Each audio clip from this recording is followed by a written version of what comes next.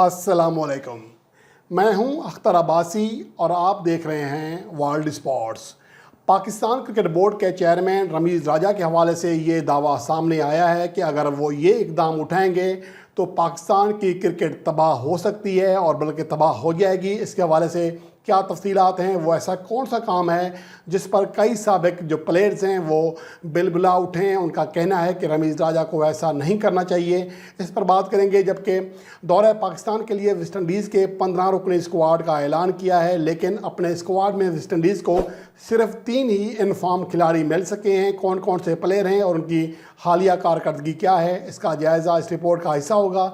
जबकि इसके अलावा पाकिस्तान के फास्ट बॉलर मोहम्मद हसनैन के हवाले से बड़ी अपडेट आई है, उनके एक्शन के पर जिस पर दोबारा काम किया गया है, इसका जायज़ा भी इस रिपोर्ट का हिस्सा होगा। लेकिन हम सबसे पहले बात करेंगे पाकिस्तान क्रिकेट बोर्ड के चेयरमैन रमीज़ राजा के हवाले से, जिन्होंने रवां साल अक्टूबर में जो पाकिस्तान की बल्कि तारीख़ की पहली जूनियर लीग कराने का ऐलान किया है, जो कि अंडर 19 लेवल पर होगी। और उसके लिए पाकिस्तान के साबिक़ कप्तान शाहिद खान अफरीदी भी एक टीम ख़रीदने में दिलचस्पी का इजहार कर रहे हैं। लेकिन कुछ खिलाड़ी ऐसे हैं जो पाकिस्तान क्रिकेट बोर्ड के चेयरमैन के इस इक़दाम को मुसलसल तनकीद का निशाना बना रहे हैं। सलमान बट और आकिब जावेद पहले ही इस बात को तनकीद का निशाना बना चुके हैं। जबकि अब फास्ट बॉलर तनवीर अहमद भी इस हवाले से बोल उठे हैं। उनका कहना है कि अगर हम जूनियर लेवल पर T20 क्रिकेट का इनेकाद करेंगे तो फिर पाकिस्तान की क्रिकेट तबाह हो जाएगी। हमें चाहिए कि अपने जो नौजवान प्लेयर हैं उनको 1 या 2 रोज़ा जो मैचेस हैं उसके हवाले से उनको ढालें, कम से कम 1 रोज़ा, जैसे सलमान बट ने कहा था।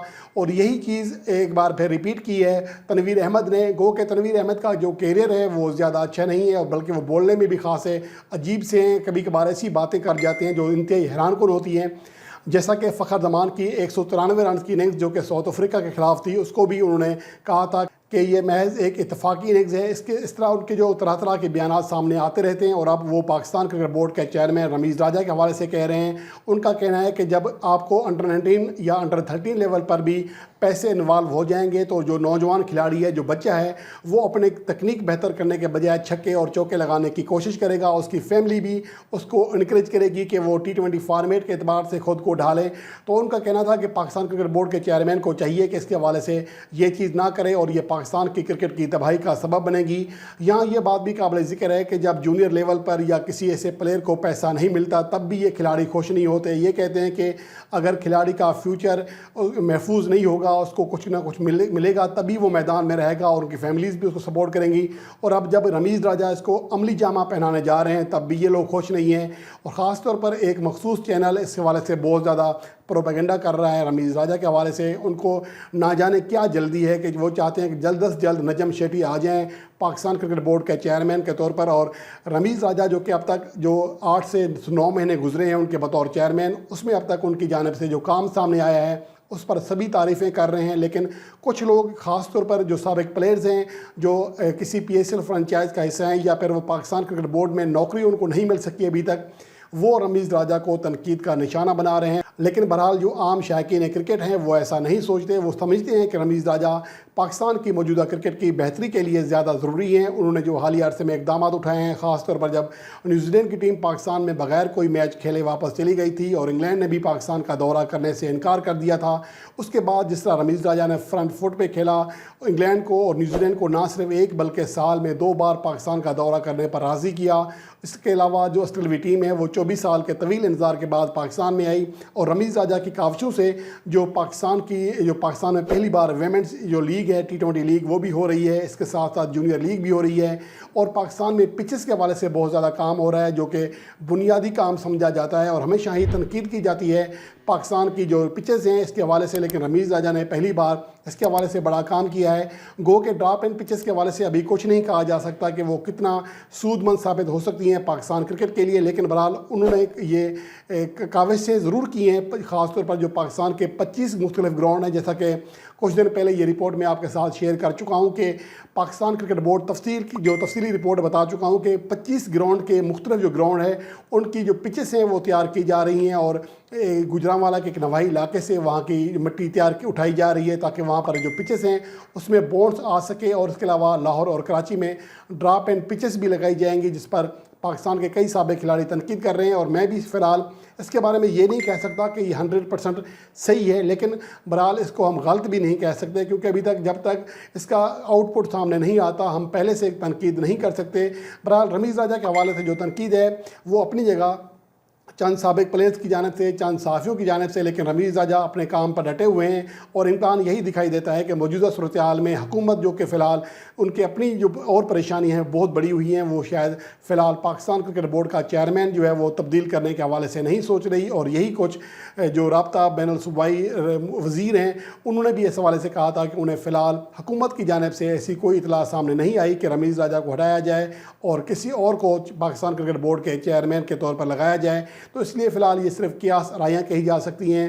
کچھ لوگ پاکستان کی حکومت پر دباؤ بڑھا رہے ہیں، کچھ لوگ تو یہ بھی کہہ رہے ہیں کہ رمیز راجہ کو اخلاقاً جو ہے استعفیٰ دے دینا چاہیے۔ یہاں یہ بات سمجھ نہیں آتی کہ اخلاقاً سے کیا مراد ہے۔ اگر ایک کھلاڑی ایک بندہ جس کو ذمہ داری ملی ہے، اگر وہ ذمہ داری نبھا رہا ہے تو اس میں غیر اخلاقی بات کون سی ہے؟ کیا ان کا تعلق صرف یہ ہے کہ اگر وہ عمران خان کے لائیں گے، اگر وہ جائیں گے تو ان کو بھی جانا پڑے گا؟ تو یہ چیزیں ہمیں روش ختم کرنا ہوگی، اور اگر کوئی اچھا کام کر رہا ہے تو اس کو سپورٹ بھی کرنا چاہیے۔ اور اس کے علاوہ ویسٹ انڈیز نے دورہ پاکستان کے لیے اور دورہ نیدرلینڈ کے لیے اپنے 15 رکنی اسکواڈ کا اعلان کر دیا ہے، جس میں کئی ایسے کھلاڑی شامل نہیں ہیں، جیسا کہ کیرون پولاڈ جو کہ ریٹائر ہوئے ہیں، گزشتہ ہفتے انہوں نے اعلان کیا تھا، جس کی وجہ سے ان کے نئے کپتان ہیں نکولس پوران۔ اس کے علاوہ ان کے جیسن ہولڈر کو بھی آرام دیا گیا ہے، جبکہ ان کے ایک اور اہم کھلاڑی ایون لیوس جو کہ مطلوبہ جو معیار ہے فٹنس کا اس کو پورا نہیں کر سکے، جس کی وجہ سے انہیں بھی سلیکٹ نہیں کیا گیا۔ اگر ان کی موجودہ کارکردگی دیکھیں جو اسکواڈ کا اعلان کیا گیا ہے، اس میں صرف 3 ایسے کھلاڑی ہیں جن کو ہم کہہ سکتے ہیں کہ ان کی جو فارم ہے یا حالیہ جو کارکردگی ہے وہ اچھی لگی ہوئی ہے، جن میں 2 بولر شامل ہیں اور ایک بیٹر۔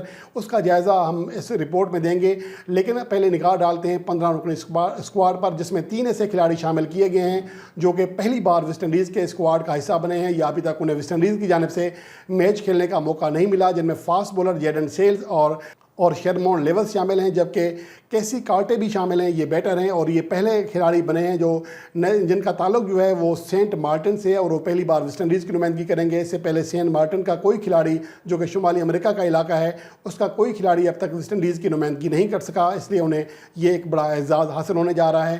اور جو اسکواڈ کا اعلان کیا گیا ہے اس میں جو کھلاڑی شامل ہیں ان میں کپتان نکولس پوران، نائب کپتان شاہی ہوپ کے علاوہ ان میں نکونوما بنیر، شمار بروکس، کیسی کارٹے، عقیل حسین، الزاری یوسف، برنڈن کیم، شیمرون لیوس، کیل میر، اینڈرسن فلپس، رومن پاول، جیڈن سیلز، روماریو شیفرڈ اور ہیڈن واش جونیئر شامل ہیں۔ یہ ایسے کھلاڑی ہیں جو کہ پاکستان کا اور نیدرلینڈ کے اسکواڈ کا حصہ بنیں گے۔ 15 رکنی اسکواڈ کا اعلان کیا گیا ہے۔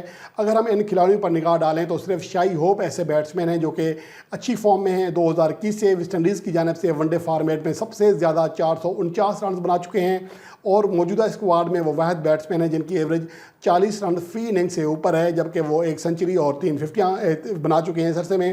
ایون لیوس کی کارکردگی کافی شاندار تھی، 47 سے زیادہ ایوریج تھی، اس عرصے میں کسی بھی ویسٹ انڈین بلے باز کی سب سے بہترین ایوریج تھی، لیکن فٹنس معیار کی وجہ سے ان کو شامل نہیں کیا گیا۔ اس کے علاوہ بروکس کی کارکردگی قدر بہتر ہے، لیکن دیگر جو تمام بیٹسمین ہیں ان کی ایوریج 30 رن فی اننگ سے بھی نیچے ہے، جو کہ خاصی مایوس کن کارکردگی ہے۔ اس کے علاوہ اگر ہم بولرز پر نگاہ ڈالیں تو عقیل حسین اور الزاری یوسف 2 ایسے بولر ہیں جو کہ 2021 سے ویسٹ انڈیز کی جانب سے ون ڈے میچز میں سب سے زیادہ 22 وکٹیں حاصل کر چکے ہیں۔ ان کے علاوہ جیسن ہولڈر واحد بولر ہیں، تیسرے ایسے بولر ہیں جن کی وکٹیں 10 یا ایسے زائد ہیں، لیکن جیسن ہولڈر اس اسکواڈ کا حصہ نہیں ہوں گے جو کہ نیدرلینڈ کا اور پاکستان کا ٹور کرے گا۔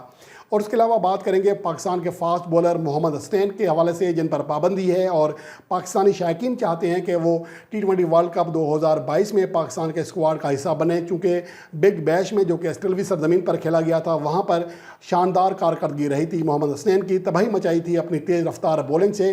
لیکن سوال یہ پیدا ہوتا ہے کہ کیا اس وقت میں فاسٹ بولر محمد حسنین پر پابندی ختم ہو سکے گی؟ کیا وہ دوبارہ بہترین ردم میں اور میچ پریکٹس کے ساتھ واپس آ سکیں گے؟ یہ ایسا سوال ہے جس جس کا جواب دینا فی الحال بہت مشکل ہے، کیونکہ پہلے کہا گیا تھا کہ محمد حسنین کا جو ایکشن ہے وہ بہتر ہو چکا ہے اور پاکستان کرکٹ بورڈ ICC سے ان کا جو ایکشن ہے اس کا دوبارہ ریویو لینے کا کہہ رہا ہے۔ لیکن اب یہ اطلاع آئی ہے کہ عید الفطر کے بعد جب چھٹیاں ختم ہوئی ہیں تو ایک بار پھر محمد حسنین کے بولنگ ایکشن پر کام شروع کر دیا گیا ہے۔ اس کا واضح مطلب یہ ہے کہ پہلے ان کا جو ایکشن تھا وہ مکمل صحیح نہیں تھا، اور اب پاکستان کرکٹ بورڈ نے یہ بھی کہہ دیا ہے کہ جب تک تمام کوچز محمد حسنین کے بولنگ ایکشن سے پوری طرح مطمئن نہیں ہوں گے تب تک ICC سے ان کے ایکشن کا ریویو لینے کے لیے رابطہ نہیں کیا جائے گا۔ تو اس کا واضح مطلب یہی ہے کہ محمد حسنین کی فوری طور پر پاکستان ٹیم میں واپسی کا جو امکان ہے وہ انتہائی کم ہو رہا ہے، کم سے کم ہوتا جا رہا ہے، اور T20 ورلڈ کپ 2022 میں میرے خیال میں پھر زیادہ ٹائم نہیں بچے گا۔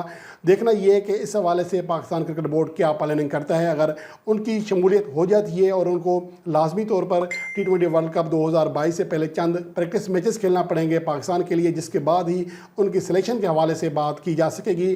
ایسا نہیں ہو سکتا کہ کوئی میچ نہ کھیلے اور جب وہ کلیئر ہو جائیں اور جب ان کا ایکشن صحیح قرار دیا جائے تو اوپر سر کے اوپر T20 ورلڈ کپ 2022 آ چکا ہو۔ تو اس صورتحال میں میرے خیال میں سلیکٹرز کبھی بھی اس طرح کے بولر کو نہیں کھلائیں گے جس کی میچ پریکٹس نہ ہو۔